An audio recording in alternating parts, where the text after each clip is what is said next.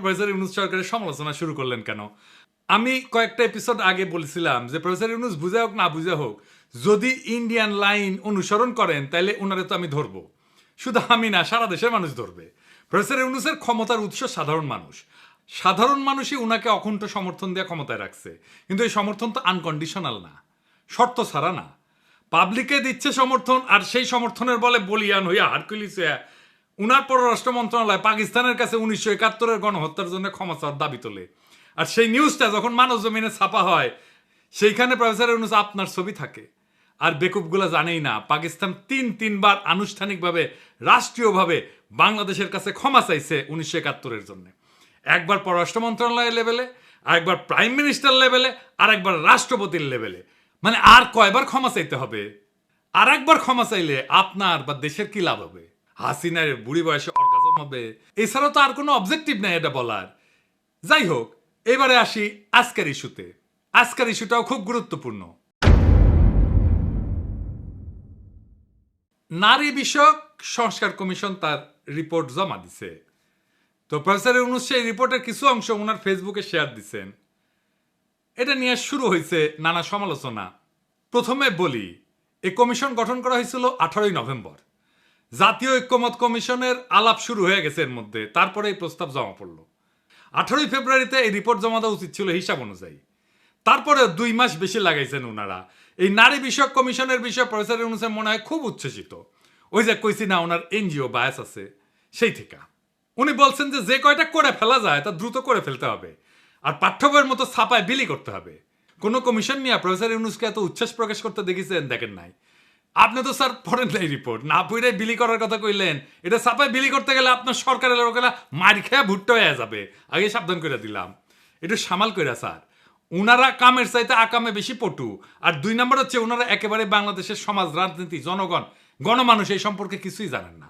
আপনি বলবেন এখানে শিরিনাপার মতো মুরব্বী আছেন, তাদেরকে আমি এই কথা বলতে পারি, যে পারি স্যার। শিরিনাপা কইলেই সেটা অমৃত হয়ে যায় না। উনারে আমরা কিছু বলি না জাফরুল্লাহ ভাইয়ের সম্মানে, কিন্তু উনি একজন পার ইসলামোফোব মহিলা। আর এই কমিশনে যারা আছেন তাদের বেশিরভাগই তাই। উনাদের মিশন হইতেছে নারীর কান্দে বন্দুক রেখা ইসলাম কোপানির রাজনীতি করা। আপনাকে এক্সাম্পল দিই।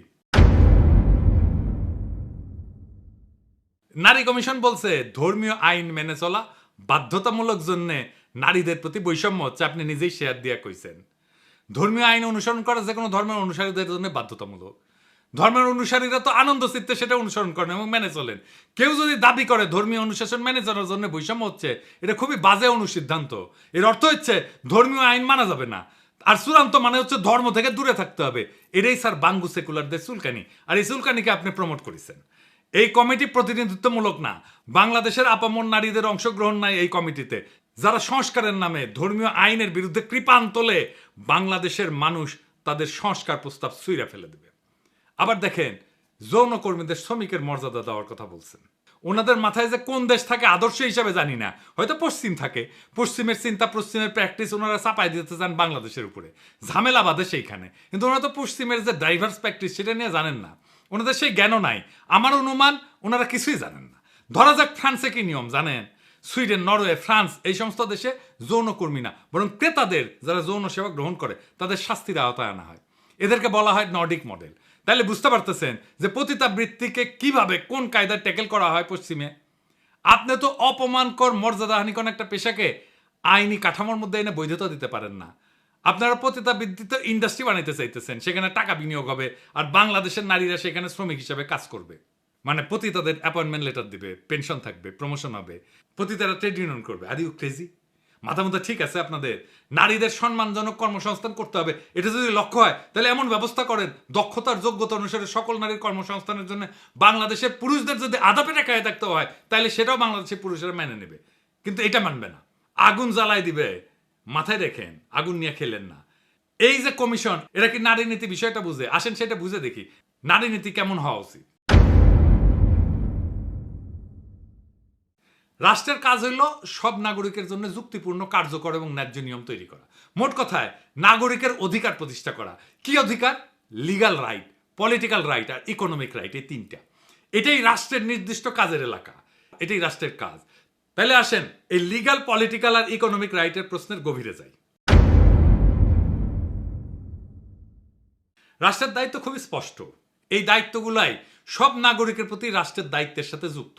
সব নাগরিকের অধিকার নিশ্চিত করা এটা পলিটিক্যাল রাইট। আইন তৈরি এবং প্রয়োগ করা সব নাগরিকের জন্য এটা লিগ্যাল রাইট। আর সুযোগ এবং সম্পদের সমভাবে বিতরণ করা এইটা ইকোনমিক রাইট। রাষ্ট্রকে নাগরিকের ইন্ডিভিজুয়াল রাইট প্রতিষ্ঠা করতে হয়। এই নারীবাদীরা ইসলাম কোপানির খায়েশ নিয়ে যেটা করতে যায় সেটা হইতেছে নারীর সম্পত্তির অধিকার নিয়ে কথা বলে।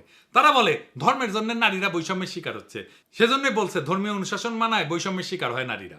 এই বৈষম্য থেকে বাঁচতে বাবার সম্পত্তিতে নারীর সমান অধিকার দরকার। এটা হিন্দু মুসলমান কেউই মানবে না। আচ্ছা বলেন তো, সম্পত্তি তো আমার, সেটা আমি কিভাবে বন্টন করব আমার উত্তরাধিকারের কাছে, সেটা একান্তই আমার ইচ্ছা। এটাকে আইনের ভাষায় বলে উইল।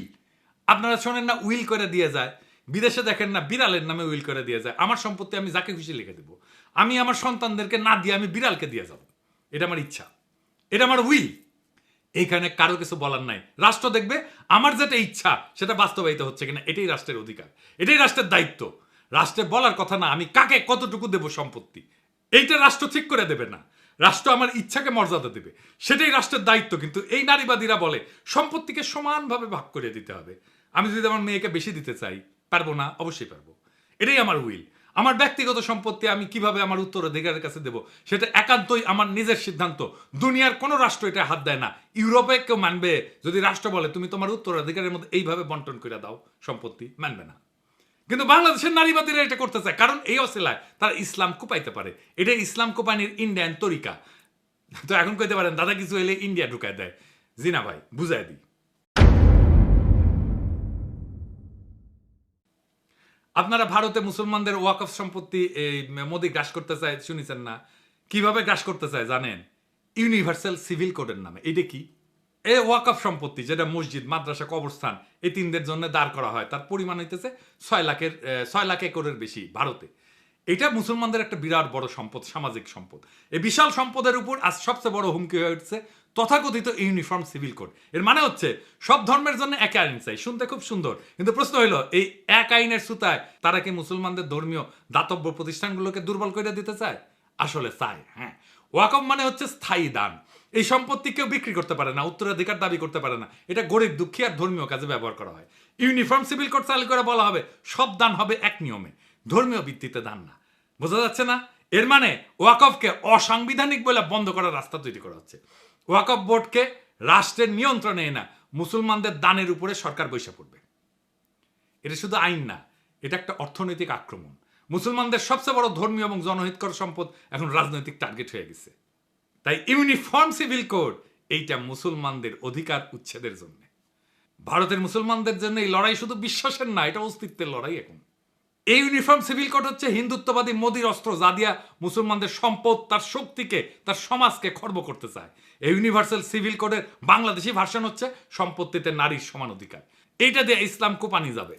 এইটা ইন্ডিয়ান প্ল্যান। এই যে দেখেন না কুচুখিতি, এটা স্ট্রংলি এগ্রি করিছে, স্ট্রংলি ইংরেজিত কইছে। ইংরেজি যেহেতু কইছে ঠিকই কইছে, তাই না?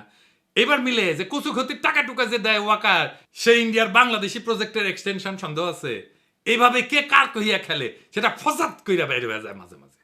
সম্পত্তিতে নারীর সমান অধিকার দিলে কি সমস্যা হবে? আসেন বুঝে দেখি। প্রথম কথা হচ্ছে এটা ধর্মীয় বিধান। যে যার ধর্মের বিধান মানবে। আমি আমার সম্পত্তি কাকে কিভাবে দেবো এটা ব্যক্তির সিভিল লিগ্যাল রাইট। এটা হাত দেওয়ার অধিকার রাষ্ট্রের নাই। ধর্মের বিধানগুলো তো এমনি এমনি আসে নাই, এর পিছনে যা লজিক সেটা আমি যাব না। এটা ধর্মীয় নেতারা ব্যাখ্যা করবেন। আমি আমাদের সোশ্যাল ফেব্রিকের আলাপ করব, যা হাজার হাজার শতাব্দীর ভিতর দিয়ে গড়ে উঠছে। সেই সোশ্যাল ফেব্রিক নষ্ট হয়ে যাবে। কি সেটা? সেটা ভয়ঙ্কর একটা বিষয় হবে।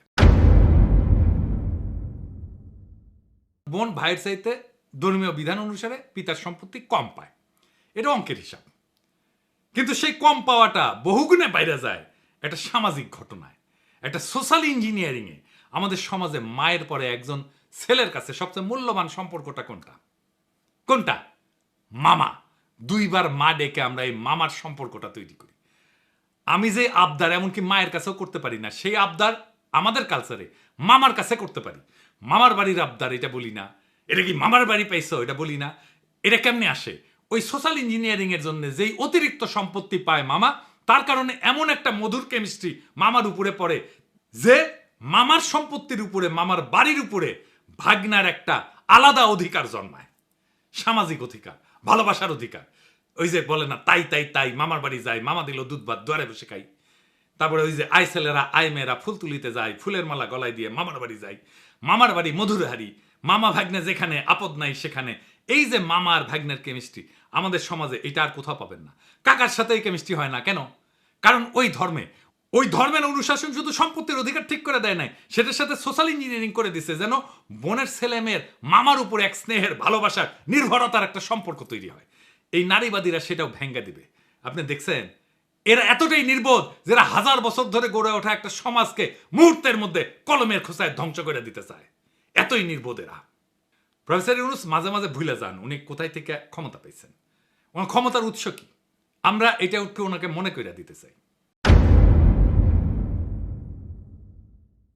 উনার ক্ষমতার উৎস বাংলাদেশের আপামর জনগণ।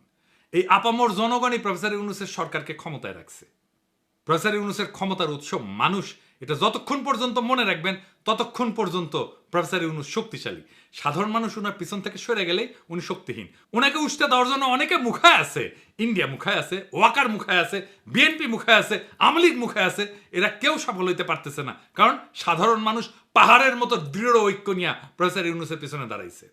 প্রফেসর ইউনূস তার এই ক্ষমতার উৎসকে যদি অস্বীকার করেন, সেই মুহূর্তে ওনার পতন, ওনার সমস্ত শত্রু ওনাকে ধ্বংস করে ফেলবে।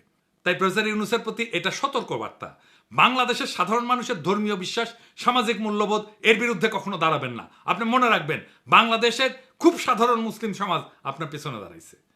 তার সমস্ত সমর্থন, আত্মার সমস্ত শক্তি নিয়ে আপনি শক্তির ভালোবাসাকে উপেক্ষা করবেন না। এর পরিণতি হবে ভয়ানক। এই নারী নীতিতে কি আছে আমরা পুরোটা পড়ে দেখিনি, কিন্তু যেই স্যাম্পল বা ট্রেলার দেখলাম তাতে বাংলাদেশের সাধারণ মানুষ শঙ্কিত। আমি আশা করব সাধারণ মানুষের সংখ্যাকে গুরুত্বের সাথে বিবেচনা করবেন। এই নারী নীতি ব্যাপক পর্যালোচনা ছাড়া কোনো সংস্কারের পথে অগ্রসর হওয়া উচিত হবে না। প্রফেসর ইউনূস আপনি যদি এই জাতির উপরে ভর কইরা এই দেশের মানুষকে পেছনে রেখে হঠাৎ করে এমন কিছু চাপায় দেন যা এই সমাজ চেনে না, মানে না, বিশ্বাস করে না, তাহলে এই জাতি কিন্তু একসময় আপনাকে প্রশ্ন করবে। আপনার শক্তি কিন্তু বিদেশি মিডিয়া না বা ডোনাররা না, আপনার শক্তি এদেশের আপামর জনগণ, মুসলমান, তাদের সন্তান, যাদের হৃদয়ে আপনার উপরে এখনো বিশ্বাস আছে। আপনি যদি সেই বিশ্বাস ভেঙে ফেলেন, যদি ধর্মীয় বিশ্বাস, সামাজিক মূল্যবোধ, পারিবারিক কাঠামোকে না বুঝে বিদেশি এনজিওর ফর্মুলা দিয়া রাষ্ট্র চালাইতে যান, তাহলে আপনি টিকবেন না। কারণ এই দেশ কোনো ল্যাবরেটরি না, এই জাতি গিনিপিগ না। এই জাতি 24-এর বর্ষা বিপ্লবের রক্তে দাঁড়ানো, ইসলামের শেকড়ে বাঁধা, সামাজিক পারিবারিক বন্ধনে গড়া জাতি। এটাই আপনার ক্ষমতার আর বৈধতার উৎস। আপনি যদি এই জাতিকে এনজিও বানাইতে চান, তাহলে এই জাতি আপনাকে রাজনীতির ইতিহাসে একটা দুঃখজনক ব্যর্থতা হিসেবে মনে রাখবে। এখনো সময় আছে, সাধারণ মানুষের ভাষা বোঝেন, ধর্মের প্রতি তাদের আবেগ বুঝেন, এই মাটির গন্ধ বুঝেন। না বুঝলে আপনি থাকবেন হয়তো পদে, কিন্তু মানুষের হৃদয়ে থাকবেন না। মনে রাখবেন এই জাতি অনেক ধৈর্য ধরে, কিন্তু একবার যদি জায়গা ওঠে ফাগুনের আগুনের মতো ছড়ায় পড়ে, সেই আগুন কিন্তু কারো ক্ষমতা দেখে না, পদ দেখে না, অতীত দেখে না, ইতিহাস দেখে। ইতিহাসের এক সময়ের মহানায়কের স্মৃতি বিজড়িত বাসভবন মুহূর্তেই গুড়ায় দেয় প্রবল ঘৃণায়। তাই সতর্ক হন, সংলগ্ন হন, এবং সবচেয়ে বড় কথা, মানুষের কথা শোনেন, আমাদের কথা শোনেন। আপনার ক্ষমতার আসল মালিক তারাই। ইনকিলাব জিন্দাবাদ।